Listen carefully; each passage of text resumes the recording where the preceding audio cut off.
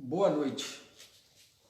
É mais um vídeo para o canal Filósofo Urbano, dando continuidade a uma mensagem anterior que foi abordado sobre o tema depressão e como foi uma experiência que eu vivi intensamente na pele na década de 80 e quando cresci muito, mas também sofri uma quantidade absurda. Eu nunca pensei que eu ia conseguir atravessar aquele vale, mas as misericórdias de Deus são tremendas. E eu quero compartilhar com você experiências que eu tive com a palavra de Deus e com experiências pessoais minhas de alta cobrança, uma censura altíssima que produziu mais sofrimento ainda. E à medida que a gente vai desenvolvendo e aprendendo a se relacionar com Deus pela palavra, nós vamos compreendendo a intensidade do amor dele, a graça dele sobre nós, recicladora. Ele recicla as coisas que vêm sobre nós como se fosse sofrimento, tornando em bênção. Eu quero começar lendo um texto, né? Vou fugir um pouco da ordem aqui, já ir para o fim da palavra, porque o texto é muito rico. Porque sabemos que toda a criação um só tempo geme e suporta angústias até agora. E não somente ela, mas também nós que temos as primícias do Espírito igualmente gememos em nosso íntimo, aguardando a adoção do Filho, a redenção do nosso corpo, até nós que temos as primícias do Espírito. Também o Espírito semelhantemente nos assiste em nossa fraqueza, porque não sabemos como orar, nem como às vezes pedir, mas o mesmo Espírito intercede por nós sobremaneira com gemidos inexprimíveis. E aquele que sonda os corações sabe qual é a mente do Espírito, porque segundo a vontade de Deus é que ele intercede pelos santos. Sabemos que todas as coisas cooperam para o bem daqueles que amam a Deus, daqueles que são chamados segundo o seu propósito. A palavra de Deus tem um poder tremendo sobre a vida daqueles que creem. E foi ela que realmente fez uma diferença muito grande quando eu passei por uma profunda depressão. Experimentei sem ter consciência de um cuidado de Deus, porque na verdade quando estamos passando por uma depressão, parece que é um total abandono e o desespero toma conta e não conseguimos ver possibilidade nenhuma de escape, a não ser ficar na dependência da graça de Deus mesmo e cercado de pessoas que tenham condição de nos ajudar. E se nos falha aqueles que deveriam nos ajudar, nós não podemos abrir mão de que o socorro de Deus é bem presente. E é bem presente porque Ele conhece a nossa estrutura, sabe que somos pó. O outro texto é este aqui: este precioso tesouro possuímo-lo, por assim dizer, num simples vaso de louça, para que saibamos que o seu maravilhoso poder pertence a Deus e não a nós. O poder de restauração de Deus pertence a Ele e não a nós. Cabe a cada um de nós nos dispor para Deus. Por todos os lados, rodeados de obstáculos, mas nunca embaraçados. Confundidos, mas nunca desanimados. Perseguidos, mas nunca desamparados. Derrubados, mas nunca vencidos. Esta é a razão porque nunca desfalecemos. Porque se na realidade, exteriormente, nosso corpo físico vai se desgastando, interiormente nota-se dia a dia uma renovação de vigor e de vida. Nós temos um outro texto que corrobora esta mensagem, quando fala que Deus tem poder de construir em nossas vidas algo permanente e eterno, de tal maneira que a gente não deve estar olhando para aquilo que é aparente, não atentando nas coisas que se veem porque elas são temporais, mas olhando para aquelas coisas que não se veem porque elas são eternas. O nosso sofrimento, por maior que ele seja, vai chegar um momento que ele vai findar. Eu não acredito numa vida em que ela seja contemplada somente com sofrimento. Mas eu acredito numa vida que com sofrimento essa pessoa cresce e aprende a desfrutar dos grandes desafios que é imposto por ela. Agora, como que nós podemos lidar com essa situação tão terrível que está assolando o mundo, a depressão? Como que a gente consegue resolver este problema, que é um problemão, é uma situação dramática, e como que nós podemos, neste momento, buscar socorro? Primeiro, a gente tem que entender que Deus conhece as nossas emoções, Deus conhece o nosso corpo muito bem, Deus conhece toda a nossa realidade. E uma das coisas que Deus sabe é que muitas das vezes o sofrimento que nós produzimos em nós mesmos é porque nós estamos vivendo além da nossa capacidade. Nós estamos precisando fazer um planejamento melhor da nossa vida. Porque nós temos limitações físicas, emocionais e somos também limitados espiritualmente. Precisamos manter dentro de um padrão em que a carga ela seja bem dividida, porque viver é perigoso, é um desafio. Então nós temos trabalho, nós temos descanso, nós temos uma boa alimentação, nós temos temos que ter algo que possa extravasar um pouco da tensão. Isso nós encontramos em algumas atividades físicas, convivência com a família, aleatoriamente em grupo, dentro do nosso setor de trabalho, onde quer que a gente esteja, tem que ter um ambiente que possa ser extravasado, aberto, para que a pessoa libere um pouco daquela pressão natural de um mundo competitivo em que parece que todos querem ganhar. Agora imagine, todos querem ganhar, ou seja, ninguém quer perder. Isso já produz uma angústia muito grande, um desespero. E nós precisamos estar atentos a isso. Se você é um dos que quer se garantir sempre na dianteira, já é um problema, porque nem sempre vamos chegar em primeiro lugar. Nessa longa estrada da vida, né, a gente pode ir até correndo, mas vamos chegar cansado e por fim não vamos desfrutar de tudo aquilo que conquistamos. Então, devagar, passo a passo, nós podemos chegar. Então, nós temos que nos garantir de que, se nós estivermos correndo, o cansaço físico vai tomar conta, um desgaste emocional, porque a incerteza daquilo que a gente conquista e que possa produzir sentido é bem maior do que a expectativa que temos com relação àquilo que nós queremos realmente receber. Ou seja, nós vamos nos decepcionar. O fato de uma pessoa estar, por exemplo, vivendo para Deus, dentro da obra do reino de Deus, isso talvez pode lhe garantir de que ele não terá esse tipo de problema, depressão. Não pode garantir nada, porque na verdade você é uma pessoa que foi capacitada por Deus a administrar a sua vida. Deus não pega a sua vida e vai vivê-la. Você deve viver a sua vida conforme as suas escolhas e a liberdade que você tem de conduzir a tua história. Deus participa da tua vida, mas Ele não interfere nesta vida.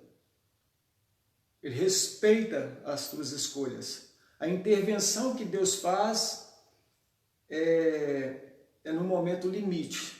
E muitas das vezes, quando nós estamos orando, clamando e pedindo a Ele que venha fazer a intervenção e venha nos ajudar.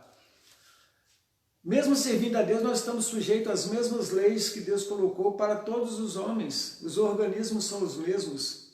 O estado emocional, as pressões, as dificuldades, as lutas. Não pense você que o sol brilha somente para um, não. O sol brilha para todos, a chuva é para todos, as dificuldades, as lutas são para todos. O desespero também pertence a todos. Qualquer pessoa que tentar viver uma aparência de que está tudo bem, sem realmente vivenciar as suas lutas internas, suas dificuldades, seus limites, pode entrar na depressão, porque ela vai pensar que pode ter controle de tudo e vender uma imagem que não é realmente aquilo que no centro da sua existência está. Então ela vai viver uma inautenticidade, ela vai falsear, não vai conseguir ser genuína, uma pessoa autêntica. E isso é um dos problemas muito grandes para a pessoa que às vezes está sofrendo emocionalmente, porque ela nega a depressão, ela nega o desespero e ela tem como dissimular e esconder essas coisas. Uma das coisas importantes que a gente tem que estar sempre se descuidando de alguma área da nossa vida, pode ser física, pode ser da área emocional ou espiritual.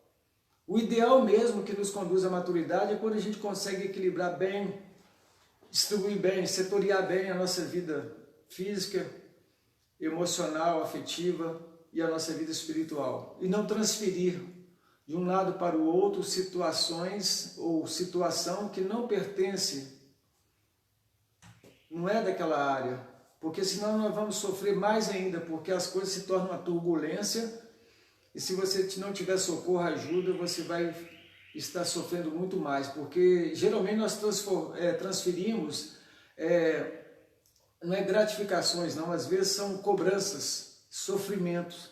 Às vezes o casamento está uma bênção, mas o cara não está bem profissionalmente, mas ele acaba transferindo as suas frustrações profissionais para o seu casamento. Às vezes está muito bem o seu casamento, profissionalmente está muito bem, mas socialmente ele está uma pessoa distante de algumas realidades, ele não está conseguindo manter um bom relacionamento social, principalmente com familiares, pessoas próximas. E ele se confunde na interpretação porque ele distorce a percepção, ele se confunde e às vezes ele entra num desespero. E nós temos que ter cuidado. Com o lado físico, uma boa alimentação. Se você lembrar de Elias, quando Elias teve a sua experiência lá, e ele foi para aquele monte ali, e a Deus o alimentou, ele recobrou as forças e renovou-se. Ou seja, um dos cuidados é esse, cuidado com o corpo.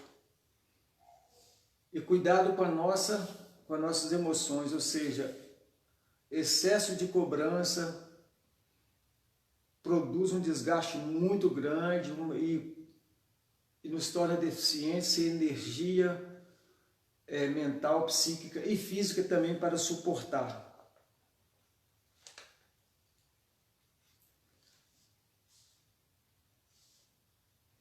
Quando nós começamos a ficar improdutivos, que nós começamos a nos desequilibrar emocionalmente, estamos querendo superar uma disposição que a gente percebe que não consegue, isso vai produzindo mais sofrimento porque a gente não consegue identificar às vezes esse grau de ineficiência que nós nos encontramos. Nós não queremos aceitar que somos vulneráveis, ou seja, aí nós começamos a sofrer mais e as forças elas começam a serem reduzidas cada vez mais, aonde vem a morbidade, onde vem o distanciamento dos desafios, porque a gente perde força porque nós olhamos para o passado, vemos as conquistas passadas, pensamos que podemos mantê-la, ou senão nós começamos a trazer o passado como se esse passado pudesse nos ajudar em alguns aspectos, mas na verdade ele vem também como uma referência às vezes muito negativa, tanto pelas perdas como também pelas conquistas, porque o homem ele sofre tanto para conquistar a felicidade, que quando ele conquista, ele começa a sofrer com medo de perdê-la. Porque a vida é assim, ela produz essa condição. O homem não tem nada seguro nas suas mãos. Se você lembrar do texto que nós lemos no início, você vai perceber, né, que até mesmo que nós que temos as primícias do Espírito, gememos em nós mesmos, querendo o quê? Ser transformado, ser tirado dessa limitação, deste corpo de sofrimento. E somente a ajuda de Deus. E como que nós podemos perceber alguns sinais? Primeiro, nós estamos agindo ou reagindo. A ação, ela tem uma conotação de uma pessoa reflexiva, ou seja, você está sendo reflexivo, você está conseguindo ponderar. Nada está vindo de uma forma impositiva sobre você, quando você está agindo. Agora, quando você está reagindo, as coisas se impõem sobre você de tal maneira que, primeiro, às vezes você se torna muito ou sonolento demais, ou numa condição de imediatista. Apesar que a depressão geralmente leva a pessoa a uma condição, a palavra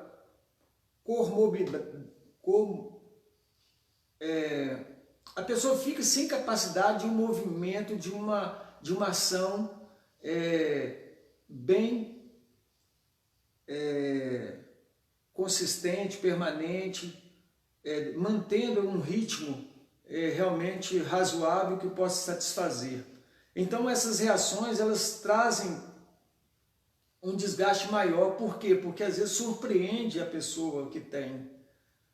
Porque às vezes não é conforme o que ela gostaria, porque quebra alguns padrões da própria pessoa. A depressão, ela produz isso, desespero, porque se você não tem controle dos seus impulsos, das suas reações, você vai se perder, vai se decepcionar e decepcionar muita gente. Aí cai naquela situação de que você é cercado de compaixão, mas uma compaixão que na verdade ela não produz edificação, socorro. Por quê? É porque o olhar é um olhar de penar, ou seja, as pessoas olham com pena para aquela pessoa que está nessa situação de lerdeza, de indisposição, de reclusão na sua cama, indisposição até para tomar banho. Então a gente tem que estar atento a isso. O que a gente precisa fazer então é tentar mudar o ambiente, tomar uma decisão, dar uma guinada na nossa vida, não ficar sozinho, procurar ajuda de alguém, pessoas conhecidas, e para que a gente seja ajudado e não se sinta desamparado. Elias, ele teve a experiência do abandono e ficou realmente sozinho, porque ele fugiu logo após a experiência lá, quando ele derrotou os profetas de Baal. Mas o cansaço foi tão intenso que ele se sentiu só e Deus teve que consolá-lo e nutri-lo, fortalecê-lo para que ele pudesse retornar e uma longa caminhada para ter novamente a sua ação no reino de Deus. Nós precisamos estar atento a isso. Tem momento que a gente tem que entender, a gente tem que perceber muito o nosso esgotamento para que a gente não faça, não tome decisões precipitadas que depois a gente venha arrepender. Deus aplica a técnica certa quando nós nos colocamos à disposição dele. Eu lembro eu tendo uma experiência nesta fase da depressão, quando eu estudava e estava envolvido com muitas atividades, e todas elas louváveis dentro da minha visão, planejada mesmo.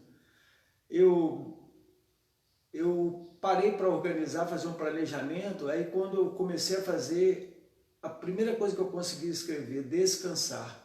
Eu lembro que a partir daquele dia, então, eu fui dormir e descansei. E todas as vezes que eu ia fazer o planejamento, me vinha essa primeira ordem, descansar. Ou seja, eu estava precisando de descanso, descanso, descanso. Quando eu atentei para a condição que eu me encontrava, um ativismo, um excesso de compromisso, que é um problema sério, a pessoa tem muitos compromissos, aí pede-se sono, não se alimenta bem, pede-se até amigos, porque você não tem um bom relacionamento social, quando você tem o seu tempo tomado com muitas coisas, mesmo sendo coisas produtivas, você deve se lembrar que a vida deve ter coisas sérias, mas deve ter coisas leves, coisas suaves, momento de lazer, entretenimento. Se você não equilibra isso, você se conduz para um buraco. Você vai morrer. E vai matar muita gente ao teu lado. É o que acontece com muitos líderes, porque eles se sobrecarregam e se sentem responsáveis para dar conta de todo mundo, como se realmente tivesse que responder por alguém. Na verdade, a gente tem um compromisso, uma responsabilidade diante de Deus, nós temos uma responsabilidade social, nós temos um compromisso com a família, mas nós não podemos fazer um desenho, um projeto que seja acima de uma realidade humana, da nossa realidade, nossa capacidade de gestor, não, porque senão nós vamos morrer mesmo. Nós temos que tentar reduzir a indecisão e simplificar as decisões de maneira tal que você vai colocar no seu planejamento aquilo que é o básico. Apesar que é sabido que todas aquelas pessoas que chegam no topo do sucesso são pessoas que pagam um preço muito alto. E quando estão lá, quando olham para trás, também ficam pensando se valeu a pena todas as perdas que teve. Apesar que se a pessoa foi motivada de forma errada, ela vai se frustrar, porque ela deixou de viver o percurso, a intensidade do percurso, de uma gratificação a compensação, porque desenhou que quando chegasse lá no topo, quando se formasse, quando se casasse, quando conseguisse isso, aquilo, a vida seria melhor para ela, e não aconteceu assim, muito pelo contrário. Ela teve uma decepção muito grande, porque quando ela chegou no topo, ela chegou sozinha, porque ela não conseguiu erguer ninguém durante o caminho, puxar ninguém para próximo, até mesmo aqueles que afetivamente estavam ao seu lado, na verdade, nunca foi presentificado esse afeto, esse carinho, esse amor, esse cuidado. Isso é possível? Ou seja, é gastar energia de maneira inútil. E quando nós gastamos de forma inútil, nós estamos o quê? Alimentando a possibilidade de uma depressão, e nós estamos nos destruindo. Precisamos de decisão construtiva. Devemos adiar até mesmo algumas decisões se elas não estiverem dentro de uma racionalidade, dentro de um projeto que venha reduzir o sofrimento. Porque senão fica muito difícil a gente trabalhar com uma boa qualidade de vida. É interessante que quanto mais competente a pessoa, mais responsabilidades chegam a ela. E ela vai tomando conta, vai abraçando. E como ela não consegue dizer não, ela vai se sobrecarregando. Vai se sobrecarregando. E todo mundo passa a ser culpado, porque invadiu o campo dela. A abertura dela era tão grande porque ela sempre teve controle, controlou todas as coisas, sempre foi produtiva. De repente ela começa a abraçar, abraça o mundo, abraça tudo. E abraça a família, vidas de outro, e assim vai. E quando ela acorda, ela está completamente estressada, deprimida, já não tem tanta segurança nas decisões, já está dominada por raiva, ressentimento, porque ninguém consegue entender por que ela está daquele jeito. E assim ela não consegue lidar com a própria produção dela.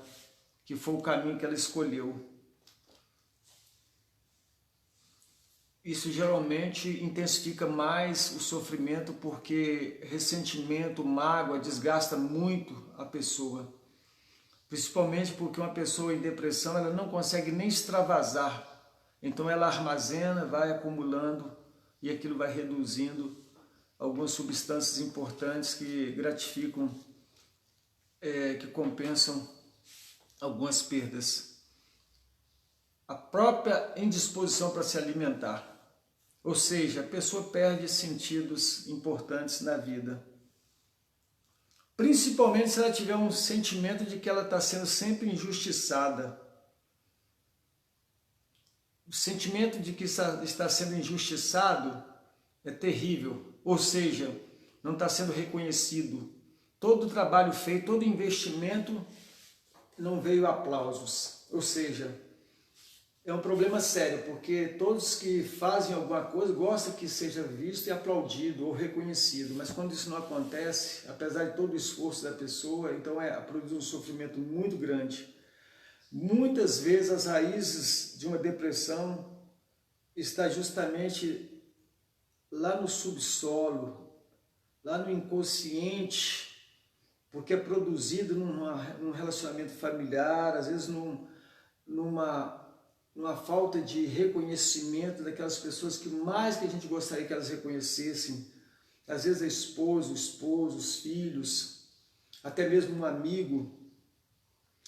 Aí nós encaramos como sendo pessoas desonestas com a gente. Isso produz então aquilo que nós chamamos de o maior mal para o ser humano, a incapacidade de perdoar aquelas pessoas que às vezes não são gratas.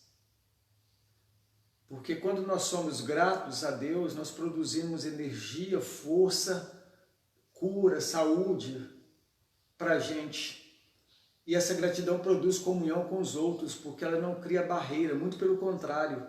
E principalmente quando uma pessoa de uma forma bem altruísta, bem abnegada, ela dedica-se a alguém ou alguns a um projeto, né, social, mesmo que não haja reconhecimento, essa pessoa ela é uma pessoa que ela se alimenta de uma gratidão muito grande, porque o que ela está fazendo, ela atribui a Deus toda a condição, toda a possibilidade de ter conquistado e feito aquilo que ela fez. Paulo expressou muito bem isso quando ele disse que ele não estava nem um pouco importando com os irmãos de Corinto, por não estarem reconhecendo a sua autoridade apostólica, por estar desprezando ele. Olha, para mim tanto faz o que vocês estão pensando, o que para mim importa é que eu continue amando vocês cada vez mais, ainda que seja menos amado por vós, eu gastarei minha vida e gastarei ainda mais, porque Paulo tinha no seu coração a visão da glória de Deus, do reino de Deus, da presença de Deus, do próprio Espírito Santo, que faz aquilo que nós lemos no começo, né, naquele texto, Romanos capítulo 28, e que nos mostra que o socorro nosso, bem presente, é do Senhor. Nós não podemos colocar nossas esperanças no homem, porque senão nós vamos nos decepcionar. Aí nós temos que confrontar os nossos ressentimentos para a gente trabalhar isso de uma maneira bem introspectiva, ficar meditando, refletindo, para que a gente possa perdoar aquelas pessoas que, de uma forma ou de outra, fez com que a gente armazenasse muita mágoa, muito ressentimento, muita agressividade, a qual não pôde ser externada e elas são acumuladas em nós. O perdão, ele muda muito. A gratidão também tem um poder muito grande.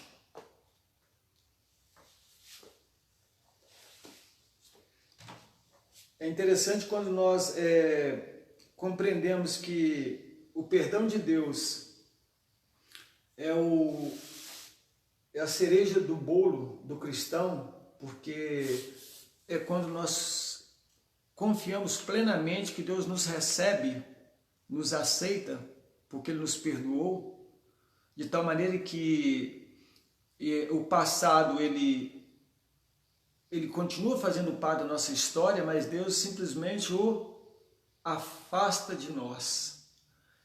E o futuro Ele está sempre mostrando que o sangue de Jesus é poderoso para nos purificar de todo o pecado, de tal maneira que nós somos livres de toda injustiça, de qualquer condenação, porque ninguém tem poder para nos condenar mais, porque nós estamos sendo justificados pela graça de Deus em Jesus Cristo. E a joia do Evangelho é o perdão de Deus. Há muitas pessoas que se afastam do Evangelho, não é por causa de pecado, é porque desconhecem o poder que há no sangue de Jesus. Deus perdoa, mas essa pessoa não consegue se perdoar, porque o inimigo aproveita e coloca sobre ela um remorso, porque ela não admite a possibilidade dela ter pecado, visto que ela conhece um Deus tremendo, tão grande, misericordioso, amável. Mas lembra-se que você, como eu, nós somos humanos, e cair é do homem, é algo assim tão rápido. As loucuras da vida, elas são instantâneas. É por isso que Jesus fala, olha, você deve vigiar e orar, porque o espírito está pronto, mas a carne é fraca. É isso que a gente tem que ter consciência. Nós não temos uma disposição nós não temos capacidade de nos garantir de que todas as lutas que vierem contra nós seremos vencedores. Há momento que nós vamos experimentar uma aparente derrota e vai ser produzido um sofrimento por causa dessa natureza. Por quê? Porque nós somos tentados em várias áreas. E a depressão, ela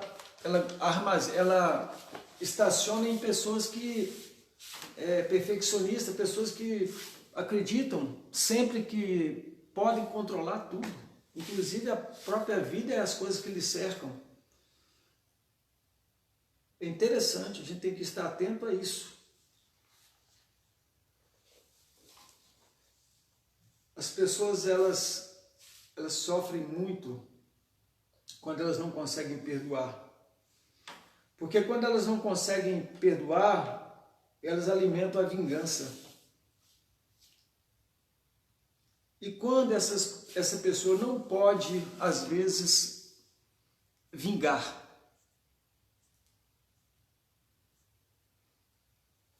ela continua com aquele ressentimento no seu interior. É interessante a história de um homem criminoso, um homem que matou uma pessoa e ninguém conseguiu explicar por quê. Ele estava passando numa rua e veio uma pessoa do outro lado e ele aproximou-se dessa pessoa e matou. Ele foi preso e foi julgado, mas como não havia explicação, alguém se interessou e foi estudar toda a condição do fato. E foi fazer uma pesquisa na vida desse homem e, vasculhando lá documentos da família, viu que o homem que havia sido morto era muito semelhante ao pai do assassino. Aí ele continuou vasculhando e investigando, e na história, junto lá, próximo, aqueles que se relacionavam com a história, ele ficou sabendo que o pai, durante até uma certa idade, 12, 13 anos mais ou menos, o surrava, o castigava muito, batia muito, oprimia muito, não o respeitava, e era uma coisa assim muito agressiva, muito violenta. Mas quando tinha 13 anos, esse pai morreu. E esse menino, esse adolescente, ele cresceu. Ele cresceu com um sentimento, um ódio do pai, mas nunca pôde extravasar. E neste dia, exatamente quando ele estava numa rua, que ele viu uma pessoa, ele conseguiu ver o pai naquela pessoa que parecia com ele. Foi quando ele, então, tomado de todo aquele volume de ressentimento e mágoa, ele agrediu e matou. E o caso foi desvendado. É interessante como que a gente pode armazenar algumas coisas por estarmos conservando mágoa, ressentimento, raiva e nos tornarmos vingativos. E quando não é possível, uma experiência também de uma mulher que durante a vida toda tinha em grande consideração para ela o perfeito era o marido dela. Era um relacionamento intocável, uma coisa maravilhosa. Mas depois que ele morreu, essa mulher descobriu tudo que ele fazia sem que ela soubesse, traição, outros absurdos. Essa mulher então alimentou um ódio por alguém que já havia morrido. E ela começou então a se matar, porque ela não conseguia extravasar um ódio que ela, durante muito tempo, ela tinha uma imagem de admiração por um homem e não respeito pelas qualidades que durante tanto tempo ele presentificou no relacionamento, tanto ao ponto dela classificar como o homem perfeito, o marido ideal, porque ele era sem falha praticamente. Esse é um problema do ser humano. Nós temos que estar preparados para termos decepções com os outros. Se nós não estivermos preparados, nós vamos nos frustrar, nós vamos sofrer demais e podemos cair num caos, numa situação deprimida muito grande. E a gente tem que estar sempre buscando a Deus, pedindo a Deus para nos sondar e tirar de nós esse tipo de sentimento que pode nos matar. Mas vamos pensar quando nós identificamos bem a nossa situação de depressão e nós precisamos então, e queremos então sair dessa situação.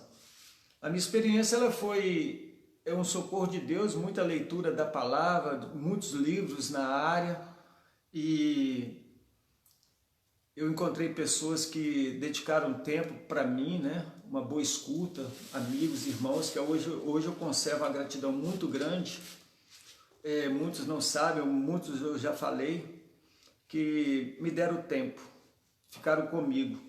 Então a primeira coisa, quando você identifica a sua situação, o seu estado, evite ficar sozinho, evite se retrair, isolamento, busque relacionamento, busque convivência, não tenha medo de pagar mico, né? de que as pessoas façam um juízo e a imagem que você construiu durante muito tempo seja feita descrédito dela. Não se importe com isso, porque geralmente a gente se isola para que a gente não seja avaliado, porque a gente sempre tem na expectativa que a avaliação vai ser ruim, porque nós não estamos bem, aí a gente se esconde. Mas quanto mais se esconde, pior fica. Peça ajuda a alguém, primeiro a Deus, aquelas pessoas que estão próximas, que você pode confiar. Ninguém pode libertar-se de uma depressão esforçando-se para sair dela, porque ela é como uma areia movediça, é como se fosse um poço fundo em que a gente está sem corda, não tem como segurar. A gente tem que procurar ajuda. Eu, na minha experiência, nessa época, eu cantava muito mesmo. Entrava para o meu quarto, lia a Bíblia, eu não conseguia orar. É interessante, não conseguia orar, mas cantar sim. Porque falar é bom, cantar é bom. Nós temos até aquele chavão, né? Quem canta seus males espantam. É muito bom cantar, conversar, falar. Porque essa pressão é toda psíquica, toda interna, é uma carga muito grande. Então cante, louve, agradeça a Deus. Saul, quando vivia um desespero, ele pedia a Davi para tocar. E nós temos vários exemplos na Bíblia, porque a música ela suaviza, ela acalenta, ela traz uma paz muito grande, principalmente músicas que trazem mensagens de vitória, e não aquelas músicas que nos levam a uma nostalgia, um vazio, que cria uma dependência que convida a você a buscar outros tipos de combinado para você esquecer, né? Ou seja, porque na verdade não são músicas que edificam, mas são músicas que destroem. Dá graças a Deus, agradeça a Deus sempre. Senhor, eu não estou entendendo, eu não sei o que está acontecendo comigo, mas eu tenho certeza que o teu amor está acima dessas coisas. Eu gosto muito de um texto que está em Pedro que fala que acontece coisas estranhas conosco que às vezes a gente não entende. Uma ardente provação, tentações, uma série de coisas. Então a palavra diz assim, ó, não vos estranheis, ardente provação, né? Como se coisa estranha vos acontecesse, mas se o teu coração está pesado, tua mente, nós temos um Deus maior do que tudo isso. Nós temos que confiar nesta verdade. O Deus que nós cremos é um Deus que Ele pode reciclar os nossos sofrimentos. Toda a nossa luta Ele pode torná-la em algo bom, maravilhoso para nós. Nós temos que nos apoiar no poder da palavra de Deus, encher o nosso coração com a palavra de Deus. O salmista, no desespero da alma dele, ele buscava na palavra. O salmista viveu uma experiência que ele disse assim, olha, o meu espírito, eu me lembrava de Deus, a minha alma recusava a ser consolada. Quando eu pensava em Deus, me perturbava. A alma dele vivia abatida. Então eu disse, aí ele começou a pensar nos tempos antigos, como que Deus agiu na vida do povo, e ele começou então a trazer à memória a ação de Deus na história dele, na história do povo de Deus. Lembre-se também você daquilo que Deus tem realizado, realizou na sua vida, e tem realizado aqueles que te cercam, os seus familiares, para que você seja erguido pela palavra, pelo louvor, pelo convite da presença de Deus, e por não se isolar, muito pelo contrário, congregar, não deixando as nossas congregações, como é costume de muito, antes admoestando, ajudando uns aos outros. A gente tem que estar aproximando. Nós temos que expressar o desespero do nosso coração, nós não podemos esconder. Nós temos que dizer para Deus, nós temos que compartilhar com as pessoas, confessar as nossas culpas uns aos outros, orar uns pelos outros. Há uma eficácia na oração de uns pelos outros. Temos que buscar a ajuda, o auxílio de Deus. Jesus falou que, por maior que seja a nossa condição aqui de abandono, Ele não nos deixaria órfãos. Não vos deixarei órfãos, voltarei para vós e vos levarei para mim mesmo. Então a promessa de Deus é que Ele não nos abandona, não te abandonarei nem te deixarei. Não temas, porque eu sou contigo por onde quer que andares. Não importa a nossa condição, é a nossa certeza que Deus tem um cuidado todo especial conosco. O Salmo 23 retrata muito bem isso. A palavra de Jesus, ela apresenta a presença do Espírito Santo de Deus como sendo o Paráclito, aquele Consolador que está junto, diante e conosco. O Salmo 23 é uma prova evidente, clara, cristalina. Essa redundância é para mostrar a você a dimensão da presença de Deus na vida daqueles que creem. O salmista não falou apenas que o Senhor era o pastor dele, mas ele falou que Ele é meu pastor e por isso eu tenho águas tranquilas, eu tenho uma alma refrigerada, calma, acalentada, né? A minha vida transborda de alegria. E se eu estiver por um vale de sombra da morte, eu não vou temer nada, porque a vara e o cajado dele me consola.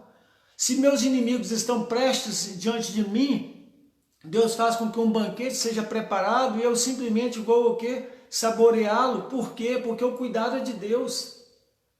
E ainda muito mais do que isso, a bondade de Deus certamente estará comigo até o último dia. Então é a verdade da palavra de Deus. O Deus que nós cremos é um Deus que nos trouxe para si, nos amou, nos atraiu com este amor, com essa graça maravilhosa. Se temos um sofrimento, uma depressão, ou se temos um excesso de ansiedade, uma preocupação, nós precisamos descansar. E o caminho é pela palavra de Deus, é pela gratidão, louvor. Aquele que é chamado para estar ao lado, pronto, disposto a te salvar, a te ajudar, a te abençoar. Eu quero finalizar novamente lendo o mesmo texto que eu li no começo, porque sabemos que toda a criação, a um só tempo, geme e suporta angústias até agora, ou seja, é permanente isso. E não somente ela, mas também nós que temos as primícias do Espírito, igualmente gememos em nosso íntimo, aguardando a adoção de filho, a redenção do nosso corpo. Também o Espírito, semelhantemente, nos assiste em nossa fraqueza, está diante de nós. A Bíblia fala que ele faz intercâmbio com o nosso Espírito, confirmando que nós somos filhos de Deus, herdeiros de Deus e co-herdeiros com Cristo, na mesma posição. E todos os que são guiados pelo Espírito de Deus, eles são filhos de Deus. O mesmo Espírito intercede por nós sobremaneira com gemidos inexprimíveis. E aquele que sonda os corações sabe qual é a mente do Espírito, porque segundo a vontade de Deus é que ele intercede pelos santos. A Bíblia fala que aquilo que o olho não viu, o ouvido não ouviu, e ao coração do homem chegou, é o que Deus tem preparado para os que o amam. Mas que a nós ele nulas revelou essas coisas, porque nós temos a mente de Cristo. Mas o homem natural, ele não entende as coisas do Espírito de Deus porque lhes parecem loucuras. E é verdade mesmo. Sabemos que todas as coisas cooperam para o bem daqueles que amam a Deus, daqueles que são chamados segundo o seu propósito. Pode ser que o seu estado de estresse, depressão, ou um volume muito grande de ansiedade, um desespero tremendo, a sua instabilidade emocional, ela seja um aviso para que você pare e busque boas companhias. Encha a tua boca de louvor. Não se isole, mas ore. Fortaleça na palavra e tome posse daquela realidade que Deus é. Um Deus presente, um Deus de socorro, um Deus de vitória, porque nós somos mais do que vitoriosos por aquele que nos amou. Glória a Deus, louvado seja o nome do Senhor, que me livrou de uma depressão, pode livrar você, abençoar você, para que você seja um instrumento para abençoar milhares e milhares de vidas. Deus nos abençoe e tenha misericórdia de nós.